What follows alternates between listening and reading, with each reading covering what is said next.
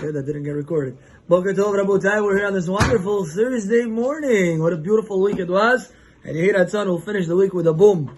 So we already did most of our lecture, but we're going to do just one thing on air, on recording. There's a mitzvah to, on Pesach, to tell over the story of Egypt. You have to teach your child, again, the whole story of that we left Egypt, and Hashem flipped Egypt upside down. Beautiful. This is the mitzvah of Sipur Yetziat Mitzrayim. It's called Mesorah. We're giving the tradition, Ken. How do I know I left Egypt? Because I was at a Seder with my father. What about my father? He was at a Seder with his father. What about him? He was with his father. He was with his father. All the way up to Moshe Rabbeinu. Our parents were at Sedarim. And yesterday we actually did a very interesting thought process. We said like this. Many times at a Seder, you have a father, a grandfather, and a grandchild. And sometimes even a great-grandfather at the table. Okay? You have, if you do the math, sometimes 80 years, 90 years of span of life in one Seder. Okay? From a great-grandchild who's 2 years old to the great-grandfather who's 92, there's a 90-year span, okay? So if you were to take... Huh? ילד, כל ילד שואל לאבא שלו. כל ילד שואל לאבא שלו. Okay. Now, we did the mathematics. If I take 80 years, let's say, 80 years at the Seder. I was at the Seder, let's say, with my grandfather. He was at the Seder with his grandfather. He was at the Seder with his grandfather. He was at the Seder with his... If we take this 80-year gap, right? Just for argument's sake, right? And you do the mathematics for when we left Egypt. We left Egypt about 3,300 years ago. If you split that number into 80, how much do you get? 40. You got about 40. That means 40 Sedarim of 80, 80, 80, 80, grandfather, son, and grandson. 40 times like that brings all the way from Moshe Rabbeinu to me. Is that a long time? No. Not a long time. No. 40 Seders. Almost nothing. From me to Moshe Rabbeinu was 40 Pakaleni of Sedarim. Unbelievable. So that shows us that what? That we're not so far from Ma'amad Har Sinai. Okay, it's not as far back as we think. It's pretty close. Okay, it's not so far away. But another thing we know is that we are chained in the link to give over the Mesorah. The Torah commands. Don't just remember Egypt. You have to what? You have to be misaper. You have to talk about Egypt. Why? Pesach is the night I have to teach my child, Johnny Dadesh. God is the creator of the world. He took me out of Egypt. Tomorrow he's going to teach it to his son. Tomorrow he's going to teach it to his son. He's going to teach it to his son. Every Seder is a mitzvah. You have to teach your child. Talk to him. What if he's 60 years old? It doesn't matter. Teach him. Tell him, Johnny Dadesh. Mahashto to do solar shudam. Yadzibach chushtot na uchit. 3300 лет тому назад был злодей, его звали фараон. Ему являлись у него в стране в Египте. И Бог вытащил нас against all odds. Pharaoh was a world power. Egypt was a world power. Titaru lachem. How Hashem took us out of this place that was so strong. He took us out. Unbelievable. And we have to give this message to our children that they have this Jewish pride. And you have to paint them a picture that I see. Look, Hashem took me out of Egypt. And thereby we will have fulfilled the mitzvah of V'yigadata lebincha bayom hahu. Now, there's a mitzvah to teach your children. But before we teach our children, we have to know how to teach our children. I have decided to go through this book chapter by chapter. It's called the Guide to Successful Jewish Parenting. Yeah, the complete guide to successful. The key words here are successful. Okay? Parenting everybody does. But we want to be successful parents and we want to be Jewish parents. What that means, to teach them the right hashkafa, the right outlook, that your child, he doesn't want to become a celebrity on I don't know where. He wants to become a tzaddik. He wants to be a righteous person, etc. He wants to build a good Jewish home. Successful Jewish parenting. So, he's the brother of Zvaya Cohen. Ken, the chief rabbi. The chief rabbi, Bukharian rabbi in Tel Aviv. He's head of the Bedin. Ken, Rav Zvadia Cohen is the rabbi of Rav Zamir Cohen. Their mother is Bukharian, father Afghan. What? The mother is Bukharian, the father is Afghan. Rav Zamir Cohen is Bukharian? Yeah. His mother. Wow. Zvaya Cohen. No, was the father? Okay. The father is Afghan and the mother Bukharian. Now, successful education. How do you measure it? How do you know if you're a good father or a good mother? How do you measure successful? People think if my child does what I want, I'm a good father. It's so wrong. It's so wrong. They don't get it. They think if he listens to me, I'm a good father. I told you, stud. Hazak Baruch, I'm a good father. I'm tzaddik. I'm the best. 2 minutes later, the father goes on the street. Now the child walks to the backyard. he sees a neighbor, and all of a sudden he gets questionable ideas. Papa's not here, he went to work. Hazak Baruch. What does that show? That your education was never education. Why? It was always external force. You're trying to get him to listen. Yes? But that's not the point of education. Education, chinuch, means even when I'm not looking, he's going to behave himself. Why? I make it an internal essence, an internal lesson, and not just something that my father's telling me. You have to know when a dog doesn't listen, what do? Sometimes they whip it. They whip it. The dog listens now. That's not called chinuch. That's called conditioning, training. God's, we don't do dresirovka is nice, but that's not chinuch. It's not education. We have a mitzvah to educate our child, to not just to dresirovka. That he's paranoid and panicked about the father. Not only that he listens, but he listens even when I'm not there. And you have to know, when the goal is only for the child to listen, then what do? The parents? They scare him. They yell at him. They call him names. They call him noshud. They all sorts of different chayot HaKodesh. They call him different animals in the kingdom. I never, Baruch Hashem, Hashem gave me good parents. I never got to hear any of these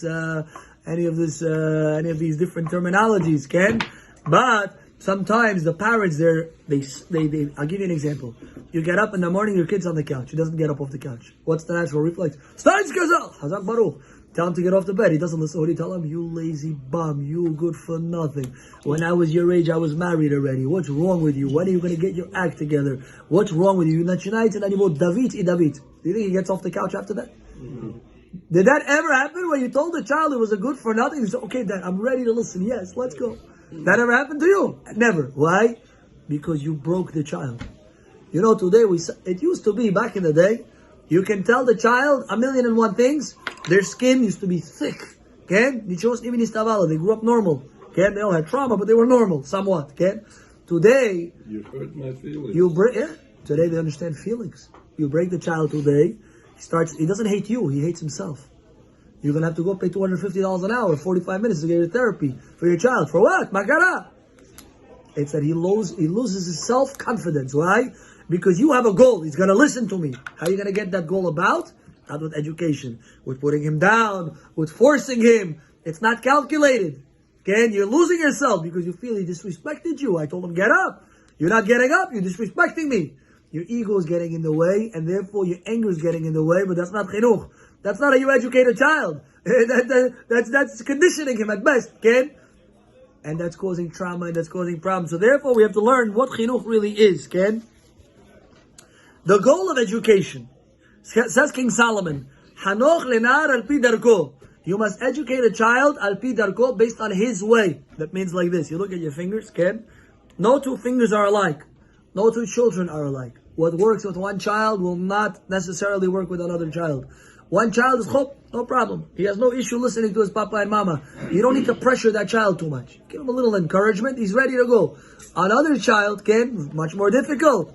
It is a different child, If you try to raise all of them with your Gestapo mindset, you think you're going to get them to listen? Today he's going to listen, tomorrow he's going to listen because he needs you, he needs your roof.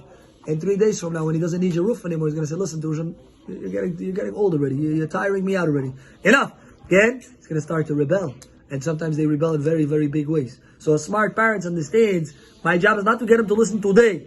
My job is to get him to listen today, tomorrow, and the day after. It's not all about today. Says King Solomon, based on your child, you got to educate him. Why? Not every child is the same. And number 2, even when he gets old, he's not going to leave the road. Says Rav Zamir, go ahead, that this is the lesson of chinuch. One is how to be mechanech, and one is the goal of chinuch. How to be mechanech is based on that individual child. You need to have a special way you're going to be mechanech, you're going to teach that child. What's the goal of the chinuch? Is that tomorrow when he becomes old, he's going to be a functional member in society. Tomorrow, that's what he's going to be, not only a functional member in society, he's going to keep to my teachings that I taught him. He's going to keep to my teachings that I taught him. That's the important thing of chinuch. That's the essence of chinuch. Now you have to know, how do you say doing kindness in Hebrew, Mr. Arkady? It's called Gimilut Chesed. Anybody knows the translation to Gimilut Chasadim? Mr. Yash, try to Gimilut Chasadim.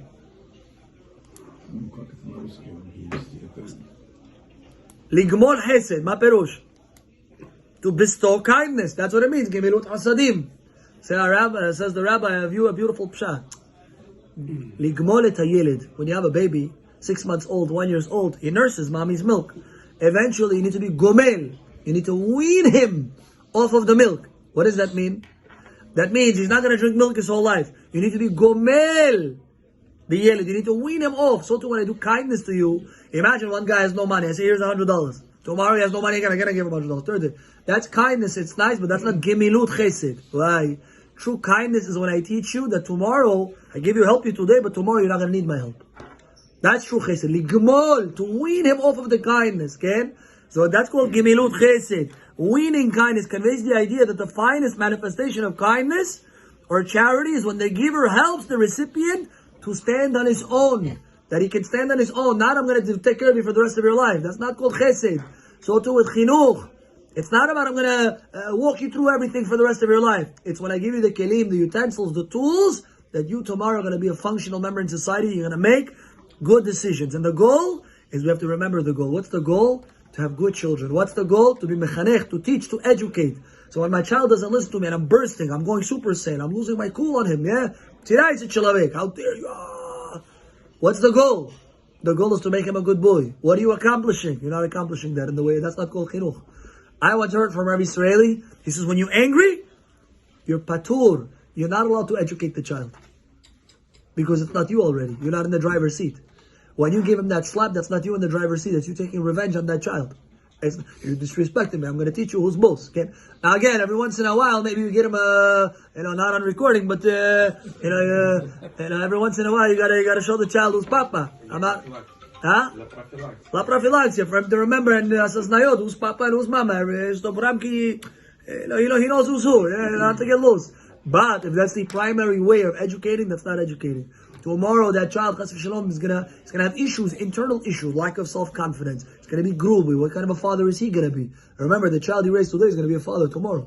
So if I'm always putting him down, what's he gonna do with his child, with his wife? Same thing. The cycle has to be broken. Okay? You can choose to continue the cycle or break the cycle. And the point is that we have to know what's my goal with the child. What's my goal? What do I want him to do? Okay? And sometimes you're gonna have to lower the standard. I have a child, very stubborn. I shouldn't say that on recording. I have a child that's very takoy, tough. Okay, one day no is no. Okay, but you have to know that sometimes you lower the bar a little bit and make it yes. I'll give you an example. I tell them pick up your Lego, and if they're in a bad mood, no, not gonna pick up the Lego. Pick up the Lego, no. Balagan, what do you do? Put them in Ugal. They cry for 2 hours. They get out of Ugal. Beautiful. That works sometimes. You can't do that every day, right? Sometimes what I do is I say, okay, you know what? Come with me. I pick up the Lego, I put it in their hand, I say, put it inside the box. Now it's a principle thing, okay? Put it in, I made it as easy as possible for you. I gave it to you in your hand, put it in the box. Paprobu now not to listen, okay? Now you have to be chas v'shalom meshugah not to listen, okay? When you make it so easy, okay, the child wants to listen, so the child says, you know what, it's worth it, fine. Puts it inside, and what do you do right after? You say, psh, good boy, good girl, wow, so proud of you, Hazak Baruch. You see, you compliment them. When they're not listening, it's because you're here and they're here. Sometimes you have to come here, and from here you elevate the bar, okay? But if you're going to be here and they're here, you're just not talking to each other. Sometimes you gotta connect with the child. All I'm asking you is to do something very simple. I'm not asking you to clean the whole house. Something simple. From there, little by little, you raise the bar. But the main point of today is to remember the goal. There's more what he says over here, is that I have to ask myself, my chinuch, is it bringing him closer, or is it taking him further? Every time you talk to your child, think to yourself, what's my goal? It's to make him love himself, to make him love Hashem, to make him love his parents, to make him functional. So therefore, when I talk to him, I have to keep that in mind. That how I talk to him, what I say to him, okay, that's all in the goal of what I need to get from this child, which is chinuch, to train him to be an appropriate, functional, good member in society. And Yehi Ratzon, we'll pick this up another time. Baruch Adonai Le'olam, Amen, Amen.